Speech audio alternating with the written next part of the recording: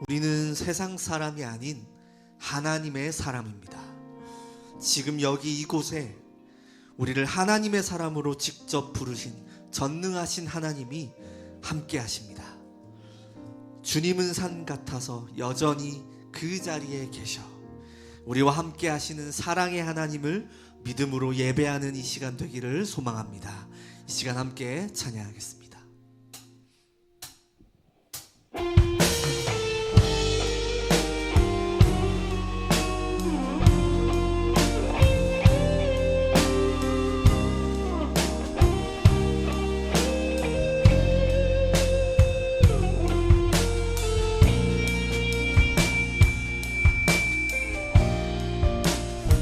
안개가 날 가리워 안개가 날 가리워 내 믿음 흔들리려 할 때 나 주님께 나아가네 주님은 산 같아서 여전히 그 자리에 계셔 눈을 들면 보이리라 날 위한 그 사랑 주는 나의 도움이시며 주의 계획 영원하시네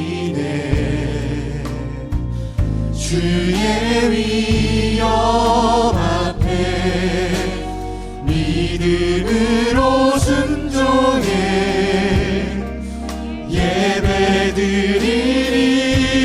예배드리리 주님께서 날 이끄시며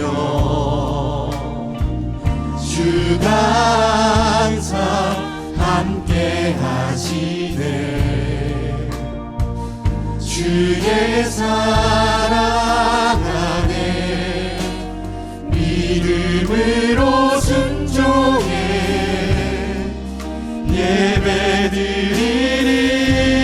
예배드리리 영원히 우리 마음의 고백되길 소망합니다. 안개가 날 가리워 안개가 날 가리워 내 믿음 흔들리려 할 때 나 주님께 나아가네 주님은 산 같아서 주님은 산 같아서 여전히 우리와 함께 하십니다.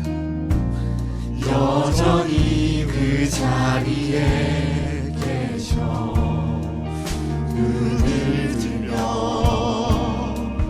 보이리라 날 위한 그 사랑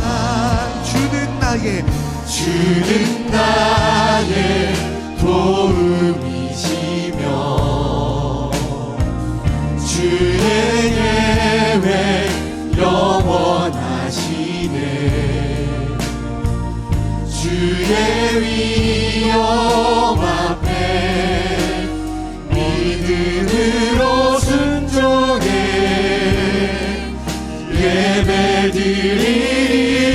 예배드리리 주님께서 날 이끄시며 주가 항상 함께 하시네 주의 사랑 안에 믿음으로 순종해 예배드리리 주는 나의 도움이시며 주는 나의 도움이시며 주의 계획 영원하시네 주의 위엄 앞에 믿음으로 순종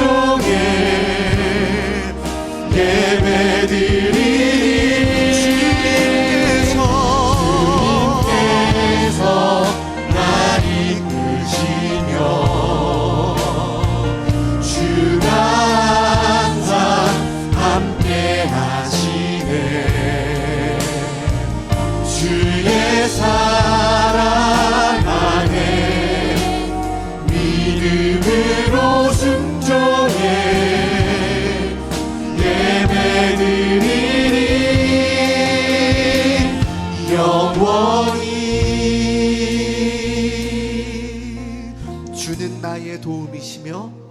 주는 나의 도움이시며 주의 계획 영원하시네. 주의 계획 영원하시네. 우리의 기도가 되길 소망합니다.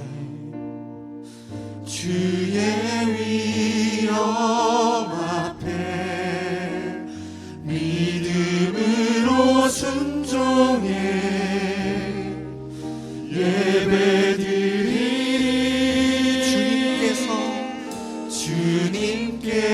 주님께서 날 이끄시며 주가 항상 함께 하시네. 주의 사랑 안에 믿음으로 순종해 예배드리리 영원히. 아멘. 주님은 산 같아서 여전히 우리와 함께 하심을 믿습니다. 하나님의 사람답게 믿음으로 순종에 예배하는 것이 가장 큰 위로이자 힘인 줄 믿습니다. 그 힘으로 날마다 주의 친절한 팔에 안기며 살아가는 우리가 되길 소망합니다. 이 시간 그 믿음으로 기쁨으로 찬양하겠습니다.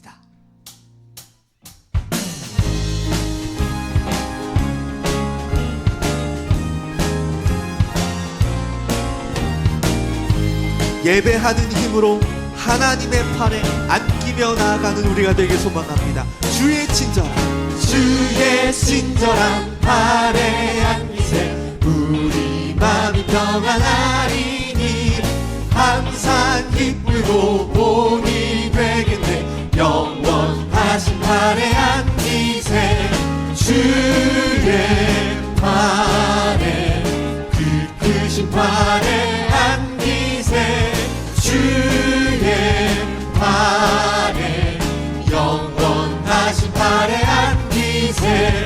날이 갈수록 주의 사랑이 두루 광명하게 비치고 천성강인들 편히 가리니 영원하신 팔에 안기세 주의 팔에 그 크신 팔에 안기세 주의 팔에 영원하신 팔에 주의 보좌로 나아갈 때에 기뻐 찬미 소리 외치고 겁과 두려움 없어지니 영원하신 팔에 안기세 주의 팔에 그 크신 팔에 안기세 주의 팔에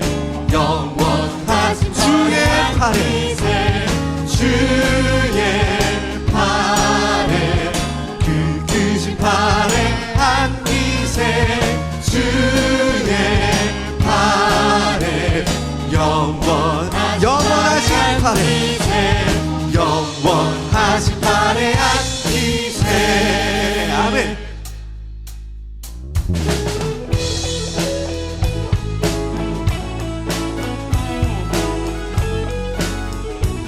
기쁨으로 고백하겠습니다. 내 진정 사모하는 친구가 되시는 구주 예수님은 아름다워라. 산 밑에 백합화로 빛나는 새벽별 주님 겸허갈 길 아주 없도다. 내 맘이 아플 적에 큰 위로 되시며 나 외로울 때 좋은 친구라. 주는 저 산 밑에 백합 빛나는 새벽별 이 땅 위에 믿을 것이 없도다. 아멘. 내 모든 염려 이 세상 보라도 주님 항상 같이 하여 주시고 시험을 당할 때에 악마의 계교를 진심을 잊히사 나를 지키네. 버려도 주 예수 안 버려 끝까지 나를 돌아보시니 주는 저 산 밑에 백합 빛나는 새벽별 이 땅 위에 믿을 것이 없도다 내 맘을 다하여서 주님을 따르면 길이 나는 살아가리니 불불이 두렵지 않고 창검도 겁없네 주는 높은 산성 내 맘 되시라 내 영혼 먹이시는 그대 누리고 나 친히 주를 뵙기 원하네 주는 저 산 밑에 백합 빛나는 새벽별 이 땅 위에 믿을 것이 없도다 내 영혼 먹이시는 그대 누리고 나 친히 주를 뵙기 원하네 주는 저 산 밑에 백합 빛나는 새벽별 이 땅 위에 믿을 것이 없도다 좋으신 하나님 좋으신 하나님 좋으신 하나님 참 좋으신 나의 하나님 목소리 높여 좋으신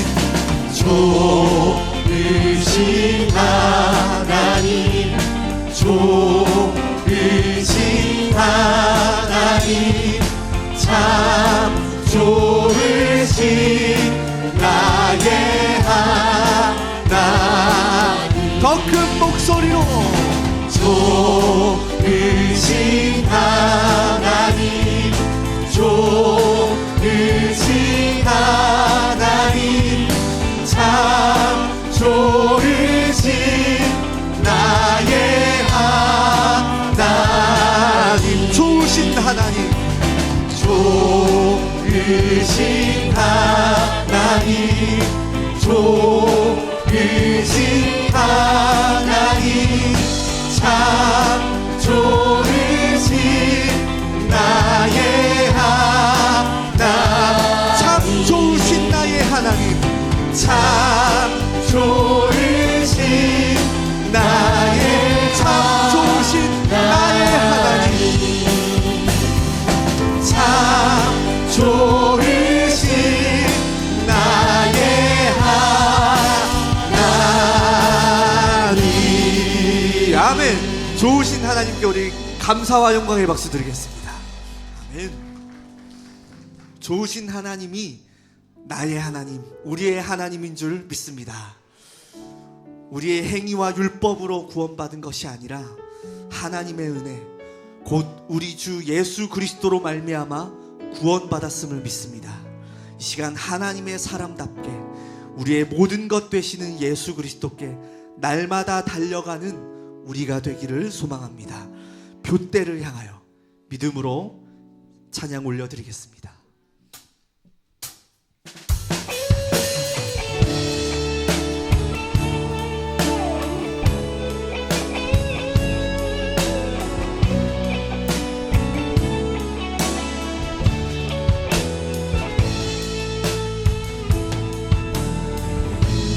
가던 것을 다 해로 여기네 구주를 위하여 모두 다 버리네 모든 것을 잃어버려도 나깝지 않음을 예수를 아는 지식이 가장 고상함이라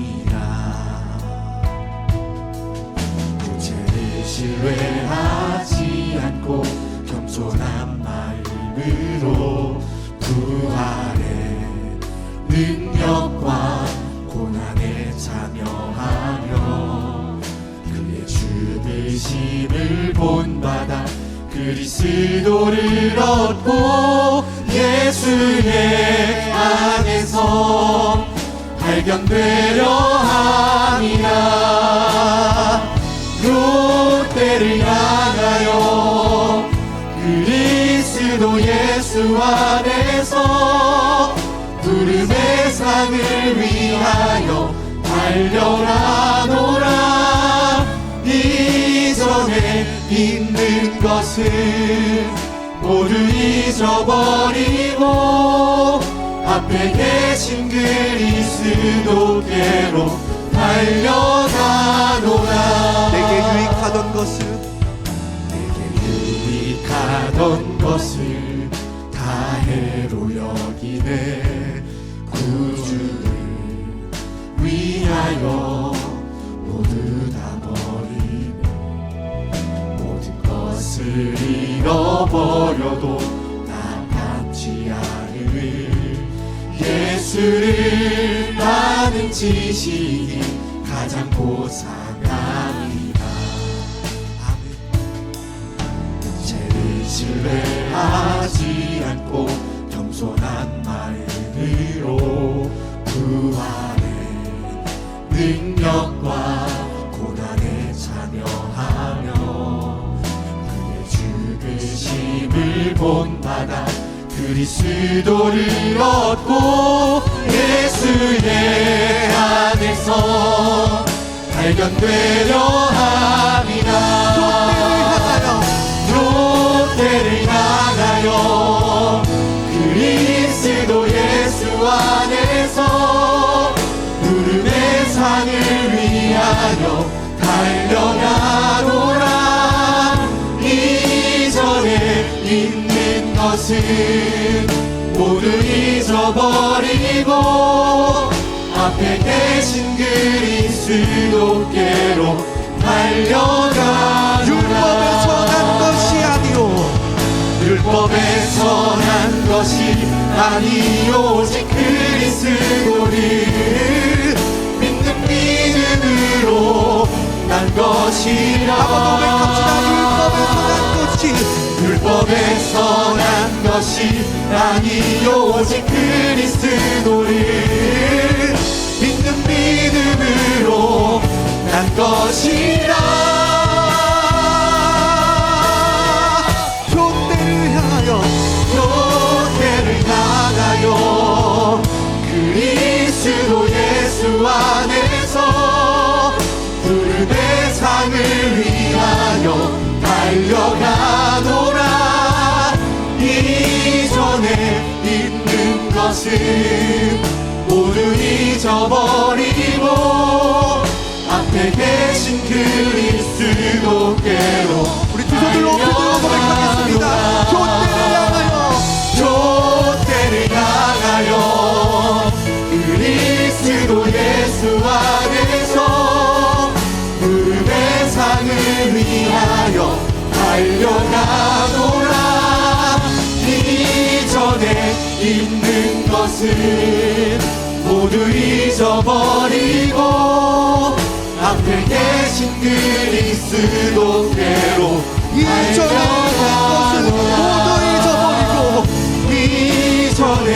있는 것은 모두 잊어버리고 앞에 계신 그리스도께로 달려가노라. 이 시간 선포되는 말씀을 위해 기도하겠습니다. 말씀을 선포하시는 오건 목사님에게 성령의 충만함과 갑절의 영감을 갈렙에게 주셨던 이글 스피릿을 더하여 주시옵소서. 하나님의 사람임을 기억하게 하시고 하나님의 사람답게 그리스도를 향하여 달려가는 시간 되게 하여 주옵소서. 함께 기도하며 나아가겠습니다. 하나님의 시간 말씀을 선포하시는 오건 목사님에게 성령의 충만함과 갑절의 영감을 더하여 주시고 그 말씀을 통하여 우리가 하나님의 사람임을 기억하고 그리스도께로 달려가는 힘이 회복되는 시간 되게 하여 주시옵소서.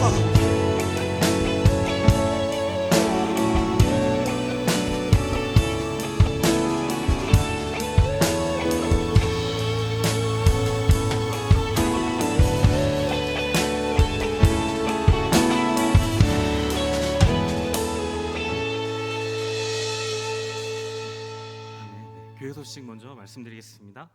첫 번째 맥주 감사 주일 안내입니다. 7월 6일 주일 예배는 맥주 감사 주일 예배로 드려집니다.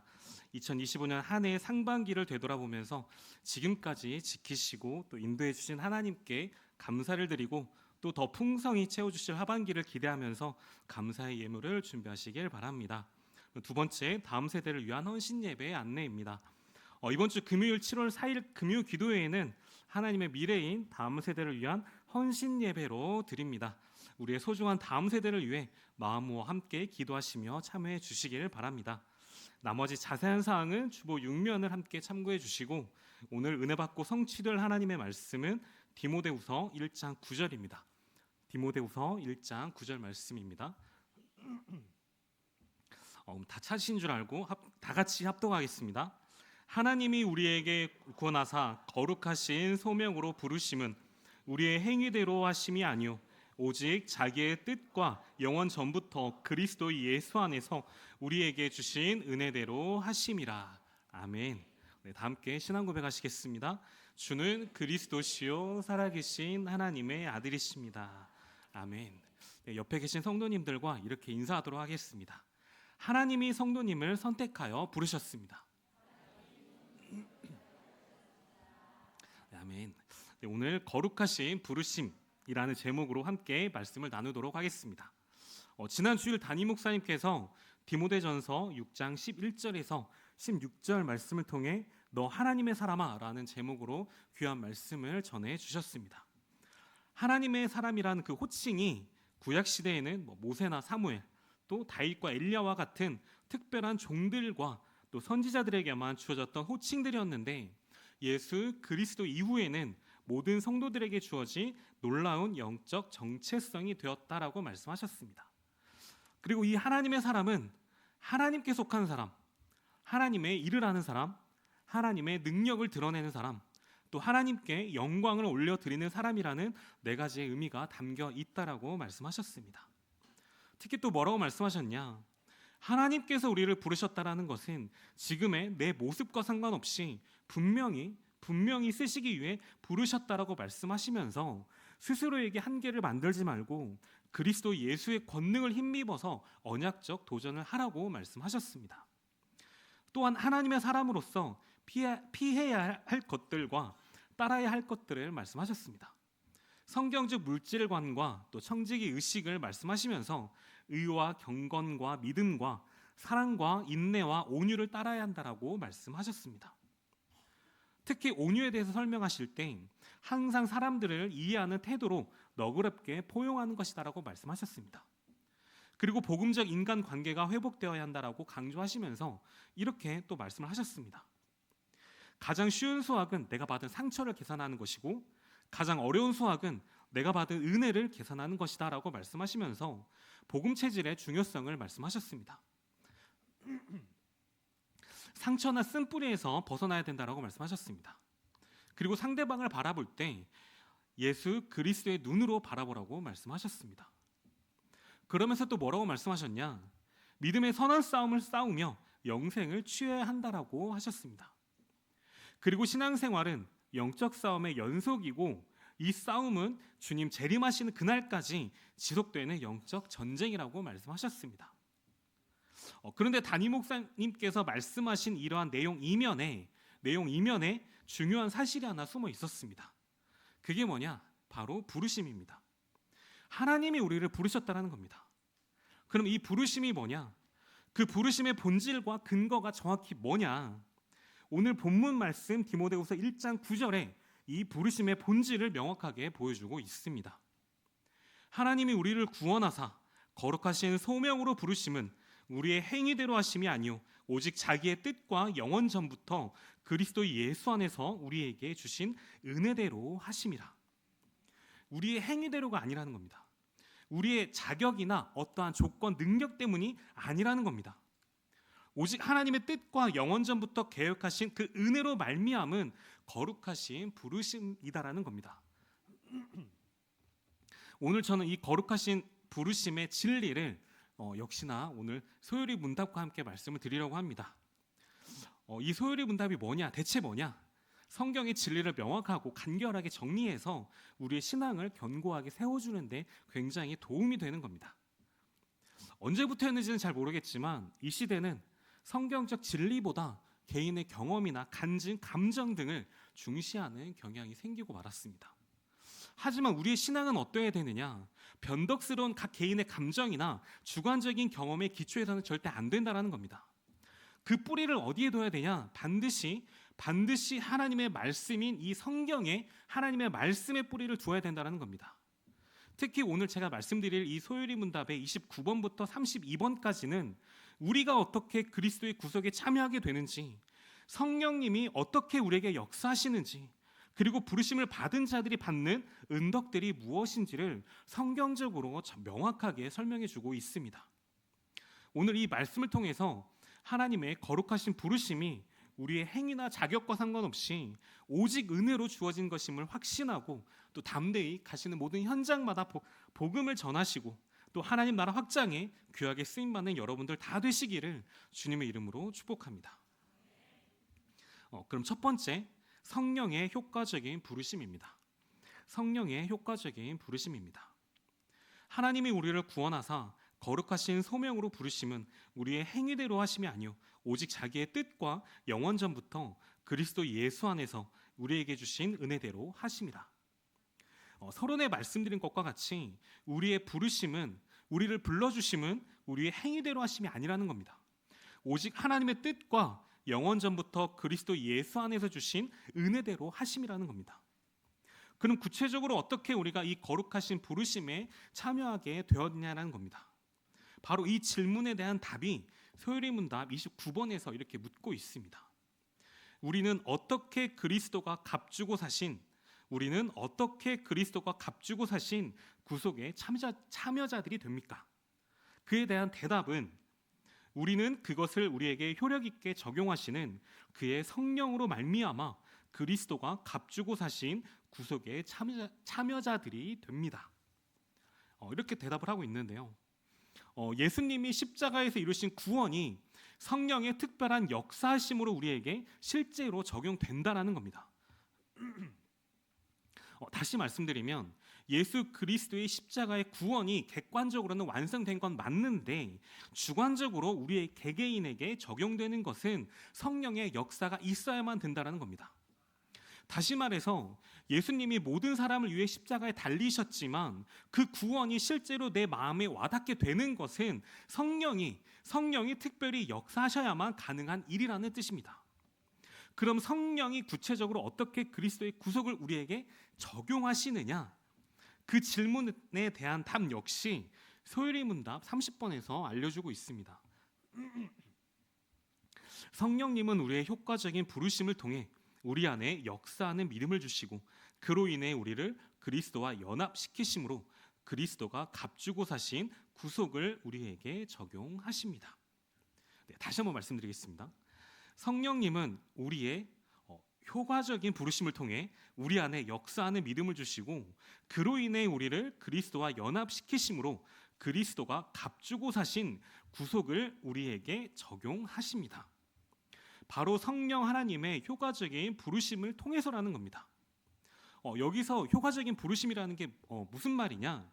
쉽게 말해서 하나님이 우리의 마음을 확실히 변화시켜서 예수님을 그리스도를 믿게 하시는 특별한 역사를 말합니다. 즉 우리가 예수 그리스도를 믿게 된 것이 우연이 아니라는 겁니다. 단순히 우리가 교회에 나오게 되고 복음을 듣게 되고 또 예수님을 그리스도를 믿게 된 것이 아니라는 겁니다. 성령 하나님께서 특별히 역사하셔서 우리를 부르셨다라는 겁니다. 지난 주일 담임 목사님께서 또 뭐라고 말씀하셨냐? 하나님께서 우리를 부르셨다라는 것은 지금의 내 모습과 상관없이 분명히 쓰시기 위해 부르셨다라고 말씀하셨습니다. 바로 이것이 효과적인 부르심의 핵심입니다. 우리의 어떠한 자격이나 조건과 상관없이 하나님이 일방적으로 우리를 택하시고 부르셨다는 겁니다. 그럼 성령 하나님께서 구체적으로 어떻게 우리를 부르시냐? 소요리 문답 31번입니다.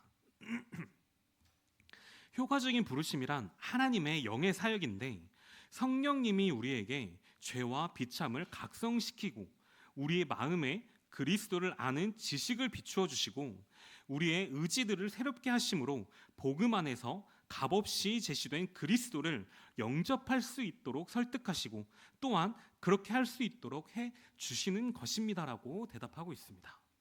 이 말씀을 조금 더 쉽게 다시 한번 말씀드리면 한마디로 성령이 우리 마음에 단계적으로 역사하셔서 예수님을 그리스도로 믿게 해주신다는 겁니다. 이 또한 우리의 의지와 상관없이 그리고 또 강제적으로 하는 것도 아니라는 겁니다. 우리의 마음과 의지와 감정을 다 포함해서 전 인격적으로 역사하셔서 자원하는 마음으로 우리가 예수님을 그리스도로 믿게 하신다는 겁니다. 마치 목마른 사람에게 물을 건네줬을 때 그냥 자연스럽게 마시게 되는 것처럼 성령님이 우리 마음을 그러한 상태로 만들어 주신다는 겁니다. 그럼 성령 하나님께서 우리 마음속에서 우리에게 무슨 일을 하시냐? 첫째, 성령 하나님이 먼저 우리에게 죄와 비참을 각성시킨다라고 말씀하십니다. 이게 무슨 말이냐? 여기서 각성이라는 말은 잠에서 깨어나듯이 분명히 깨닫게 해 주신다라는 겁니다. 다시 말해서 내가 죄인이었다라는 그 사실을 깨닫게 해 주신다라는 겁니다. 이것은 단순히 도덕적인 죄책감이 아니라 하나님 앞에서의 영적인 죄의식을 말합니다. 하나님과 분리되어 있는 이 비참한 상태를 깨닫게 하신다는 겁니다. 아, 내가 그런 상태에 있었구나. 내가 하나님 없이는 정말 절망적인 존재였구나 라는 것을 분명히 알게 해주신다는 겁니다. 그럼 두 번째로 그리스도를 아는 지식을 비추어 주신다는 겁니다. 예수님이 누구신지, 그럼 왜 십자가에 달리셔야 됐는지, 부활하셔서 지금 무슨 일을 하고 계신지를 성령을 통해 우리에게 알게 해주신다는 겁니다. 이것은 단순한 지적인 이해가 아니라 영적인 깨달음입니다. 머리로만 아는 것이 아니라 마음으로도 깨닫게 해주신다는 겁니다. 아, 예수님이 바로 나 같은 죄인을 위해서 오신 구주시구나. 나 같은 죄인을 위해 오신 그리스도이시구나라는 것을 마음 깊이 깨닫게 해주신다는 겁니다. 그럼 세 번째, 우리의 의지를 새롭게 하신다는 겁니다. 여기서 의지라는 것은 우리가 원하고 바라는 마음을 말합니다. 예수님을 믿고 싶은 마음을 주신다는 겁니다. 원래 하나님을 대적했던 그 마음이 하나님을 사랑할 수밖에 없는 그런 마음으로 바뀐다는 겁니다. 죄를 좋아했던 그 마음이 의를 사모하는 마음으로 변화시켜 주신다는 겁니다. 이 모든 것들은 우리가 스스로 할 수 있는 일이 절대 아닙니다. 우리 안에서 오직 성령 하나님만이 하실 수 있는 그러한 일이라는 겁니다. 억지로 마음을 바꾸려고 노력하는 것이 아니라 자연스럽게 나도 예수님을 믿고 싶다라는 마음이 생기게 된다는 것입니다. 그리고 네 번째는 뭐냐? 그리스도를 영접하도록 설득하신다는 겁니다. 여기서 설득이라는 말은 억지로 강요하는 것이 아니라 자연스럽게 납득이 되도록 해주신다는 뜻입니다. 정말 예수님께서 그리스도라는 그 사실, 예수님을 구주로 영접하게 하신다는 겁니다. 앞에서도 말씀드린 것과 같이 억지로 하는 것이 아니라 기꺼이 하게 하신다는 겁니다. 마치 목마른 사람이 물을 찾듯이, 배고픈 사람이 음식을 찾듯이 자연스럽게 예수님을 그리스도로 나의 구주로 영접하도록 설득하신다는 겁니다. 그리고 마지막으로 그렇게 할 수 있도록 능력을 주시겠다는 겁니다. 믿음 자체도 우리가 갖는다고 되는 것이 아니라 믿음 자체도 하나님께서 주시는 선물이라는 겁니다. 우리가 믿음을 가지려고 해서 생기는 것이 아니라 하나님이 믿음을 선물로 주셨다는 겁니다. 그래서 에베소서 2장 8절과 9절에 뭐라고 말씀하시느냐? 너희는 그 은혜에 의하여 믿음으로 말미암아 구원을 받았으니 이것은 너희에게서 난 것이 아니요 하나님의 선물이라. 행위에서 난 것이 아니니 이는 누구든지 자랑하지 못하게 함이라.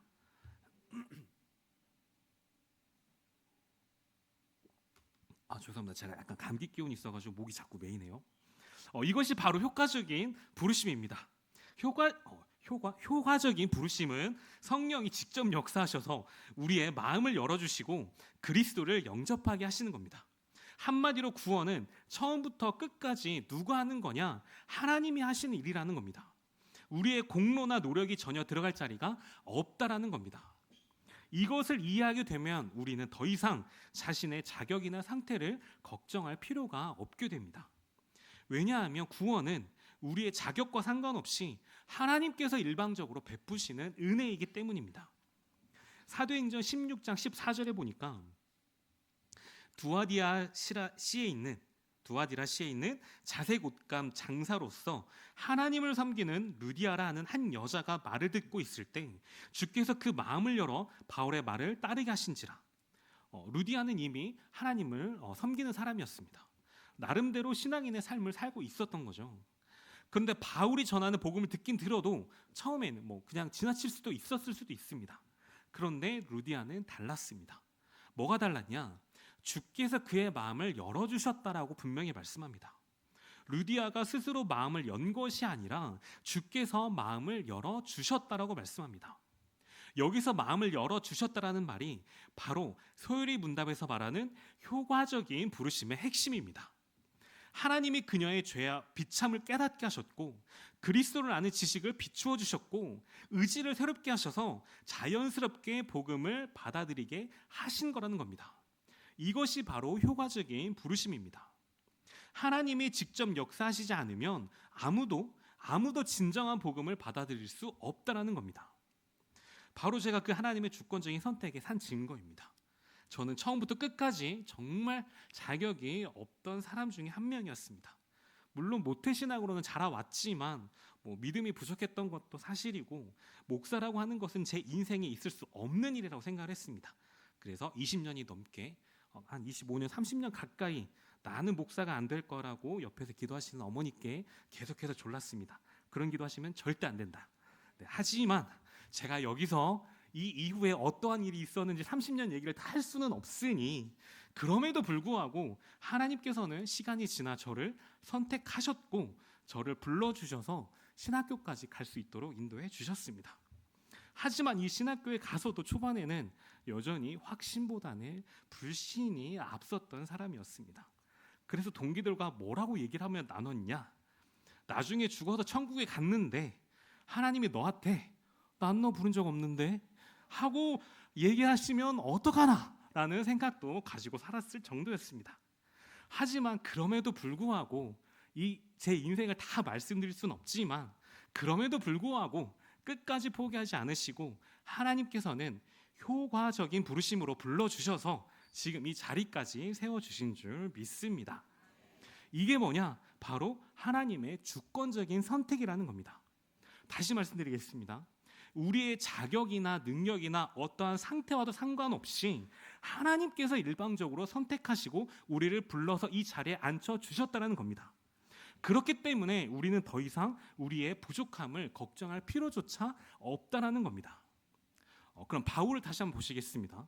바울은 어떻게 부르심을 받았냐? 바울은 원래 교회를 핍박하던 사람이었습니다. 그리스도인들을 잡아가두고 죽이는 일에 앞장섰던 사람이었습니다. 그래서 사도행전 8장 3절 말씀해 보니까 사울이 교회를 잔멸할세 각 집에 들어가 남녀를 끌어다가 옥에 넘기니라라고 기록할 정도였습니다. 그런데 그런 그를 누가 불렀냐? 하나님이 부르셨다는 겁니다. 다메섹 도상에서 부활하신 예수 그리스도를 만나게 하셨습니다. 그리고 그의 마음을 완전히 바꿔주셨습니다. 핍박자에서 전도자로, 대적자에서 사도로 완전히 변화시켜 주셨습니다. 이것이 바로 효과적인 부르심의 능력입니다. 바울이 스스로가 내가 변해야지 하고 변했다라는 게 아니라 하나님께서 그를 변화시켜 주셨다는 겁니다. 주체가 우리가 아니라 주체가 내가 아니라 바로 하나님이셨다는 겁니다. 그리고 바울은 갈라디아서 1장 15절에서 16절 말씀에 뭐라고 고백하냐?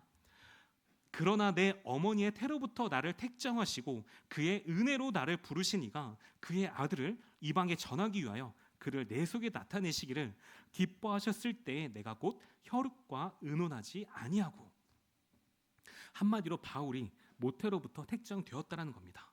하나님의 은혜로 어머니의 뱃속에 있을 때부터 하나님의 부르심을 받았다는 겁니다. 그럼 또 디모데는 어떠했냐? 그는 원래 소심하고 너무나도 유약했던 사람이었습니다. 그래서 디모데후서 1장 7절에 보시면 바울이 하나님이 우리에게 주신 것은 두려워하는 마음이 아니라고 말씀합니다.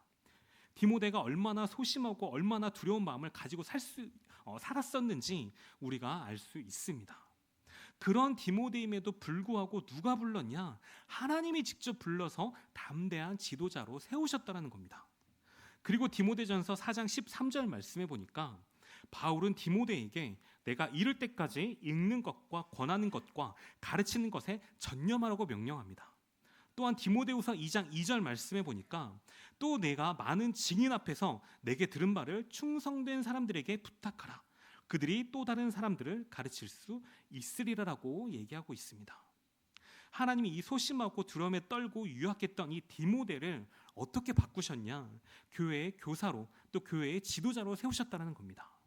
그리고 바울의 동역자로 세워주셨습니다. 그리고 교회를 섬기는 일꾼으로 세워주셨습니다. 누가 그랬냐? 본인 스스로가 아니라 하나님이 그렇게 변화시켜 주셨다는 겁니다. 이것이 바로 효과적인 부르심의 능력입니다. 하나님이 부르시면 변화됩니다. 하나님이 부르시면 바뀝니다. 하나님이 부르시면 새로운 사람이 될 수 있습니다. 만약 변화되지 않았다면, 내가 느끼기에 변화되지 않았다라고 한다면 잘 한번 생각해 보시길 바랍니다. 하나님께서도 포기하실 수도 있구나라고 생각을 하실 수도 있습니다. 어쨌든 이런 하나님의 부르심은 인류 역사상 언제부터 그럼 시작되었냐? 창세기 3장 9절 말씀입니다. 여호와 하나님이 아담을 부르시며 그에게 이르시되 네가 어디 있느냐? 이것이 인류 역사상 최초의 하나님의 부르심이었습니다. 아담과 하와가 죄를 짓고 하나님 앞에 숨었을 때 하나님이 그들을 부르신 것입니다. 그런데 여기서 중요한 사실이 뭐냐? 하나님께서 네가 어디 있느냐라고 하고 물으신 것은 아담이 어디 있는지 몰라서가 아닙니다. 우리가 잘 아시는 것처럼 하나님은 전지전능하신 분입니다. 즉 내가 알고 있던 아담이 어디 있냐, 본래의 내가 알고 있던 아담이 어디 있냐라는 뜻입니다. 다시 말씀드리겠습니다. 죄로 인해 변질된 아담을 원래 상태로 회복시키시기 위한 하나님의 부르심이었다는 겁니다. 이것은 심판의 부르심이 아니라 구원의 부르심이었다는 겁니다. 이처럼 하나님의 부르심은 항상 회복을 위한 부르심입니다. 이처럼 하나님의 부르심은 본래의 모습으로 돌아오게 하는 부르심입니다. 이처럼 하나님의 부르심은 뭐냐? 하나님이 창조하신 본래의 선하고 아름다운 모습으로 회복시키시기 위한 부르심이라는 겁니다. 이처럼 하나님의 부르심은 우리가 죄로 인해 잃어버린 하나님의 형상을 다시 회복시켜 주시는 그런 부르심이라는 겁니다. 이처럼 하나님의 부르심은 하나님과의 관계를 회복시켜 주시는 그러한 부르심이라는 겁니다. 그럼 이러한 변화가 어떻게 가능하냐? 바로 하나님의 말씀에는 능력이 있기 때문이라는 겁니다. 창조의 능력, 변화의 능력, 구원의 능력이 바로 하나님의 말씀에 있습니다. 그래서 하나님의 말씀이 있으면 변할 수 있습니다. 하나님이 빛이 있으라고 말씀하셨는데 빛이 있었습니다. 하나님의 말씀에는 그러한 놀라운 능력이 분명히 있다라는 사실입니다. 그래서 히브리서 4장 12절 말씀에 보니까 하나님의 말씀은 살아있고 활력이 있어 좌우에 날선 어떤 검보다도 예리하여 혼과 영과 및 관절과 골수를 찔러 쪼개기까지 하며 또 마음의 생각과 뜻을 판단하시나니. 즉 하나님의 말씀은 살아있습니다. 활력이 있습니다. 우리를 변화시킬 능력이 분명히 있다라는 겁니다. 하나님의 말씀 앞에서 변하지 않을 사람은 그 누구도 없습니다. 사람은 바로 그 하나님의 말씀의 힘으로 변하는 것인 줄 확신합니다. 이처럼 하나님이 여러분을 택하시고 부르셨다라는 이 확신을 가지고 남은 2025년 하반기에도 담대히 계속해서 언약적 도전을 하는 우리 예원의 모든 성도님들 다 되시기를 주님의 이름으로 축복합니다. 두 번째, 부르심 받은 자들의 거룩한 사명입니다. 부르심 받은 자들의 거룩한 사명입니다.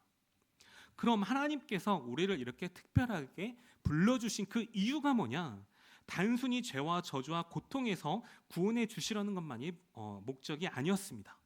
그 분명한 목적이 어디에 기록되어 있느냐?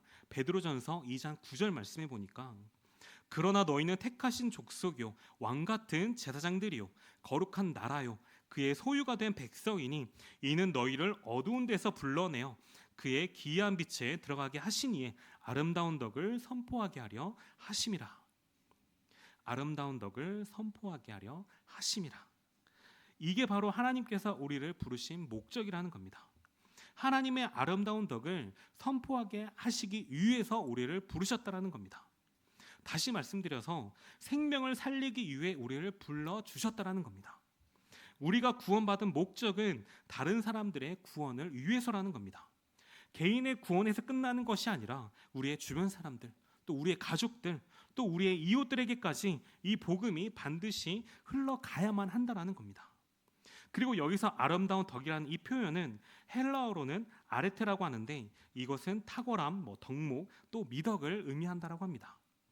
한마디로 하나님의 탁월하신 행적들, 하나님께서 행하신 놀라운 일들을 현장에 선포하라는 것입니다.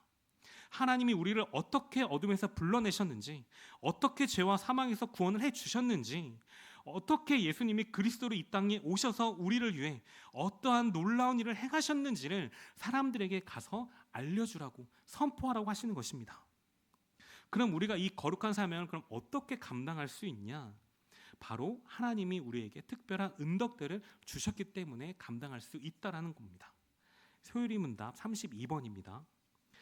효과적으로 부르심을 받은 사람들은 이 생에서 어떤 은덕들에 참여하게 됩니까? 네, 답을 이렇게 하고 있습니다.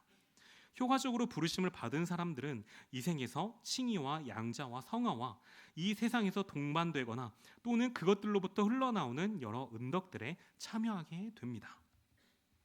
칭의와 양자와 성화를 말하고 있습니다. 이것이 바로 부르심을 받은 자들이 받는 놀라운 은덕들이라는 겁니다. 그럼 먼저 칭의가 뭐냐? 칭의라는 말은 하나님께서 우리를 의롭다고 선언해 주시는 겁니다. 쉽게 말해서 하나님께서 법정에서 우리를 무죄라고 판결해 주신다는 겁니다.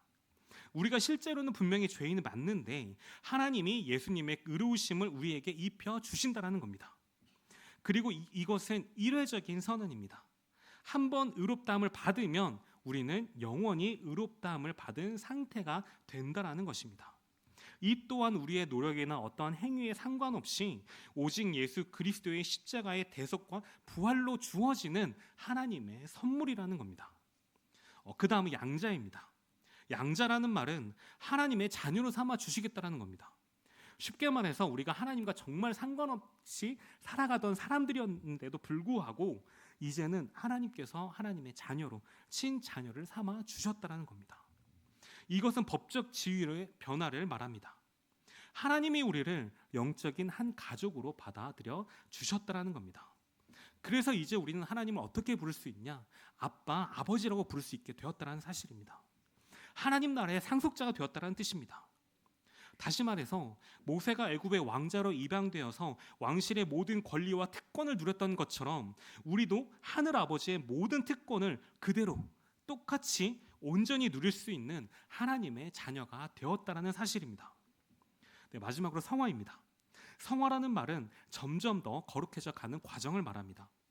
쉽게 말해서 하나님이 우리를 예수님의 성품을 닮아가도록 변화시켜 가시는 것입니다. 칭의가 일회적인 선언이었다고 한다면 성화는 평생에 걸친 과정을 말합니다. 우리가 죽을 때까지 계속되는 변화의 과정을 말합니다. 이 성화에는 두 가지 측면이 있는데, 첫째는 죄에서 점점 떠나가는 것이고, 둘째는 하나님의 성품에서 점점 자라가는 것입니다. 우리도 신앙 안에서 조금씩 성장하면서 예수 그리스도를 닮아간다는 겁니다. 지난주 강단 말씀에 복음 체질은 과거의 상처 또 쓴뿌리에서 벗어나 상대방을 예수 그리스도의 눈으로 바라보는 것이다라고 말씀하셨습니다. 이 또한 성화의 일부분입니다. 하나님께서 우리의 마음을 변화시켜서 더욱 거룩하고 의로운 사람으로 만들어 가신다라는 겁니다. 그런데 정말 중요한 건 또 뭐가 있냐? 우리가 다 똑같은 방식으로 사명을 감당하는 게 아니라는 겁니다. 어떤 사람은 예를 들면 음악으로, 또 어떤 사람은 또 헌신과 봉사로, 또 어떤 사람은 각자에게 주어진 여러 전문성을 통해서 사명을 감당하게 됩니다. 하지만 그 모든 것의 궁극적인 목표가 뭐냐? 바로 하나님의 아름다운 덕을 선포하는 것이라는 겁니다. 그럼 왜 이 일에 하나님의 부르심이 반드시 필요한 거냐? 바로 내 힘으로는 절대로 할 수 없는 일이기 때문입니다.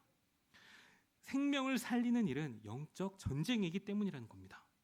너무나도 잘 아시는 것처럼 사탄은 우리를 가만히 두지 않습니다. 온갖 방해와 회방을 놓고 우리를 어떻게 해서든 하나님 말씀대로 살지 못하게 하고 있습니다.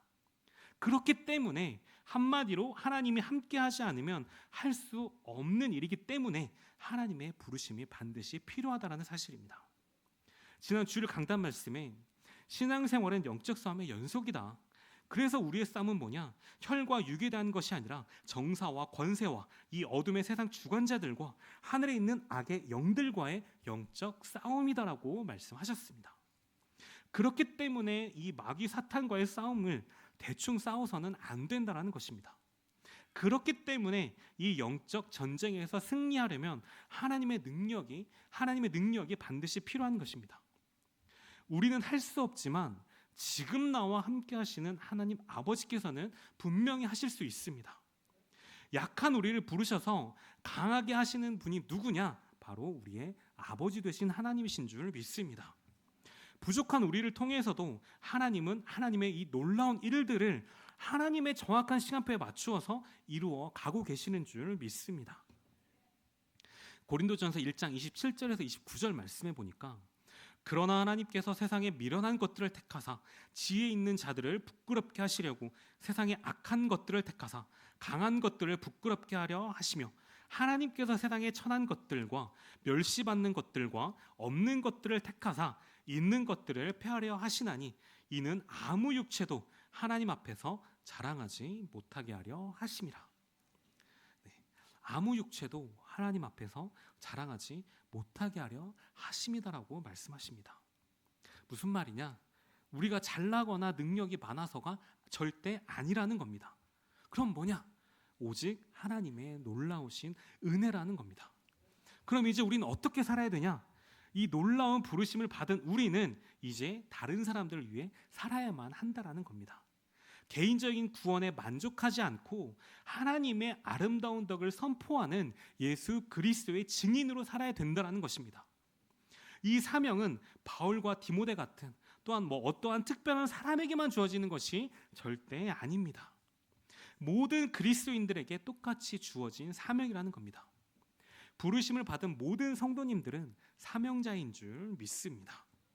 우리가 다 외모가 다르고 하는 일이 다르고 받은 은사가 다 다르지만 궁극적으로는 모두 하나님의 거룩하신 부르심을 받은 사명자인 줄 믿습니다. 그럼 우리가 함께 모인 이 공동체는 뭐냐? 바로 교회입니다. 그럼 또 교회는 뭐냐? 에클레시아라고 하는데 이 뜻은 밖으로 부르심을 받은 공동체라는 뜻입니다. 즉 세상에서 부르심을 받아 하나님의 백성이 된 공동체를 말하는데 바로 이 공동체의 사명이 뭐냐? 복음을 전하는 것입니다. 하나님의 아름다운 덕을 선포하기 위해 모인 공동체라는 것입니다. 이게 바로 교회의 존재의 이유입니다. 그런데 이런 하나님의 아름다운 덕을 선포하는 일에 있어서 우리가 절대 놓치지 말아야 할 중요한 사역이 있습니다. 영역이 있습니다. 그게 뭐냐? 바로 우리의 다음 세대들입니다. 존 맥스웰은 뭐라고 얘기했냐? 다음 세대는 우리가 남길 수 있는 가장 위대한 유산이다. 그리고 빌레 그레함 목사님은 다음 세대를 잃으면 교회의 미래는 없다라고까지 경고하셨습니다.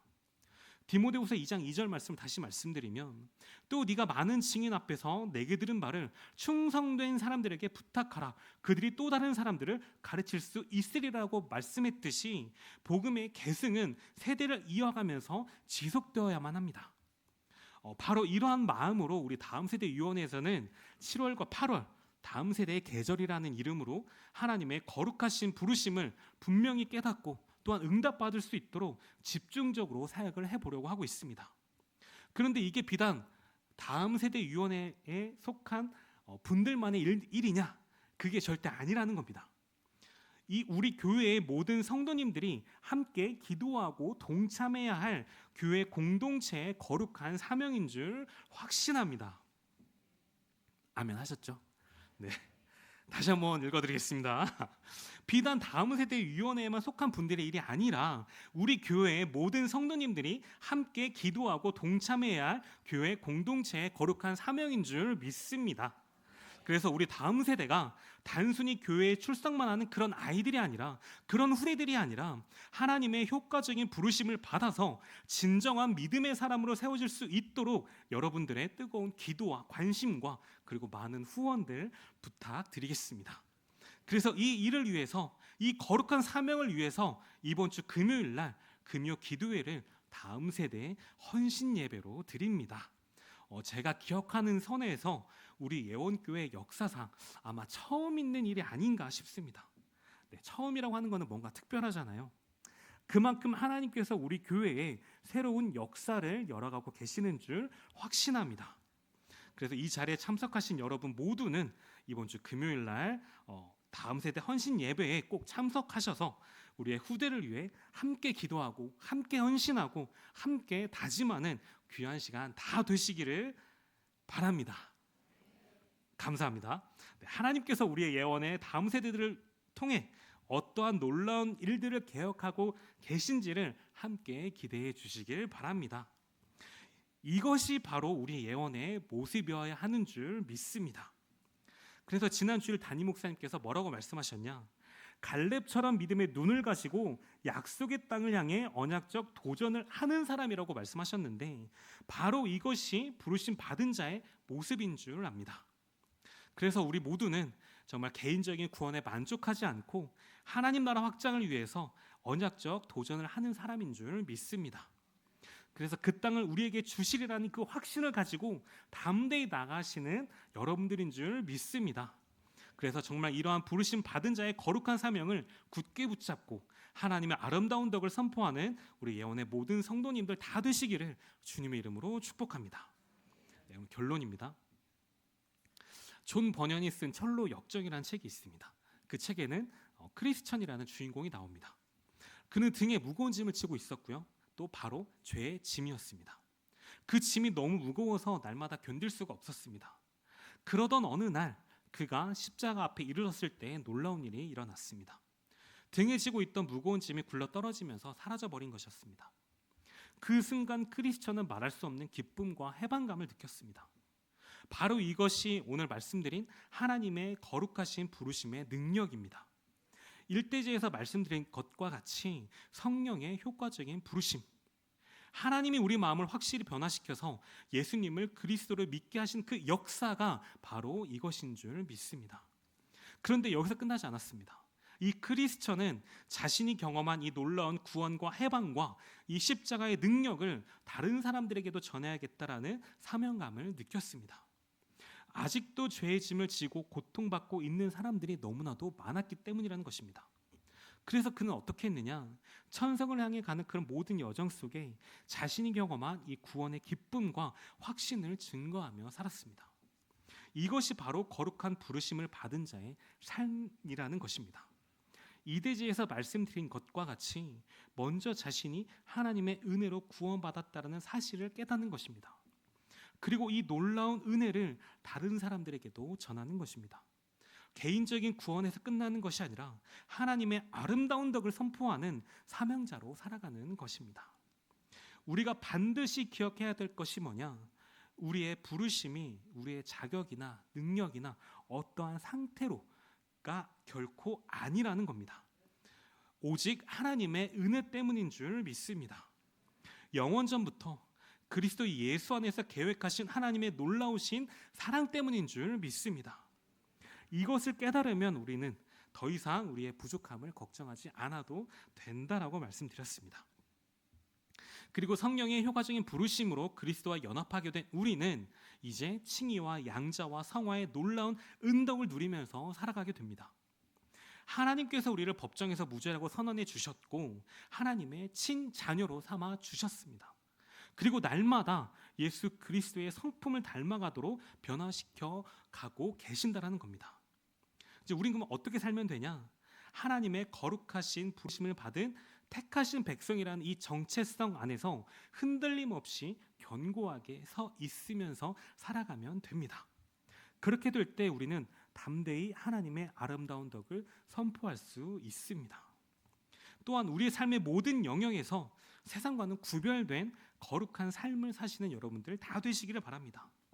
가정이나 직장, 학교, 학원, 세상과는 구별된 하나님의 자녀로 살아가시는 여러분들 다 되시기를 바랍니다. 여러분의 말과 행동을 통해서 하나님의 성품이 드러나게 되기를 바랍니다. 그리고 여러분이 받은 그 은혜를 또한 자연스럽게 나누시며 사시는 여러분들 다 되시기를 바랍니다. 그래서 정말 되어지는 전도를 체험하고 생명이 살아나는 그 체험을 풍성히 누리시는 여러분들 다 되시기를 바랍니다. 그리고 무엇보다 신앙 안에서 계속적인 영적인 성장을 하는 여러분들 다 되시기를 바랍니다. 이렇게 성화의 과정은 평생에 걸친 것입니다. 날마다 예수 그리스도의 성품을 닮아가는 우리 예언의 모든 성도님들 다 되시기를 바랍니다. 이것이 바로 하나님 아버지께서 우리 한 사람 한 사람을 부르신 궁극적인 목적입니다. 이 시간에 이 자리에서 그리고 영상으로 예배드리시는 여러분 모두는 하나님의 거룩하심을 받은 택하신 백성입니다. 이 사실을 절대로 잊지 마시길 바랍니다. 그래서 오늘도 주신 이 말씀을 확실히 붙잡고 하나님의 거룩하신 부르심에 놀라우신 그 은혜를 깨달아 또 가는 모든 현장마다 하나님의 아름다운 덕을 선포하는 우리 예언의 모든 성도님들 다 되시기를 주님의 이름으로 축복합니다. 네, 이 시간 다 함께 주신 말씀 붙잡고 언약기도 드리시겠습니다. 먼저 주일 강단 말씀 붙잡고 하나님의 사람으로 믿음의 선한 싸움과 영적 싸움을 싸우며 날마다 참복음의 진리를 정확히 증거하는 예수 그리스도의 증인이 되게 하여 주옵소서. 그리고 오늘 말씀 붙잡고 하나님의 거룩하신 부르심을 받은 택하신 백성으로서 하나님의 아름다운 덕을 선포하는 사명자로 살게 하여 주옵소서.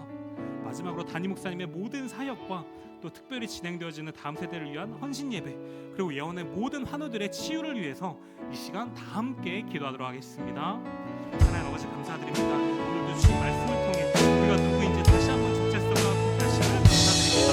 정말 날마다 오신 하나님의 은혜와 영광부터 정말 그리스도 예수 안에서 부르심을 받는 하나님의 자녀라는 정체성을 가지고 또한 가는 모든 현장마다 하나님의 아름다운 것을 선포하며 생명을 살리는 전도자 또 예수 그리스도의 증인이 되어지게 하여 주시옵소서. 담임 목사님의 모든 사역에 정말 성령의 충만함과 능력질을 통해 존재 이름을 더하여 주시옵시고 정말 다음 세대의 헌신 예배를 통하여 언약의 자녀를 하나님의 사람스러운 모습으로 영광 세워지는 응답을 누리게 하여 주옵소서. 정말 모든 하나님을 기도합니다. 아버지 높은 하나님의 주의 은혜를 더하여 주시옵시고 우리 영광을 통해 이적과 민족과 세계를 살아가는 정말 하나님의 역사전하게 하여 주시옵소서.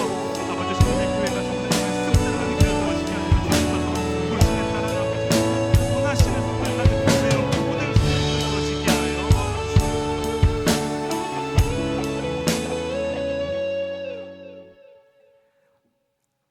이제는 우리 주 예수 그리스도의 은혜와 하나님 아버지의 크신 사랑하심과 성령 하나님의 내주인도 역사 교통하심이 거룩하신 부르심을 받은 택하신 백성으로서 하나님의 아름다운 덕을 선포하며 또한 생명을 살리는 사명자로 살아가기를 소원하는 이 자리에 모인 주의 택한 모든 백성들과 그들의 가정과 산업과 학업과 그리고 각 가정의 후대들 머리머리 위에 이제로부터 영원까지 항상 함께 계실지어다.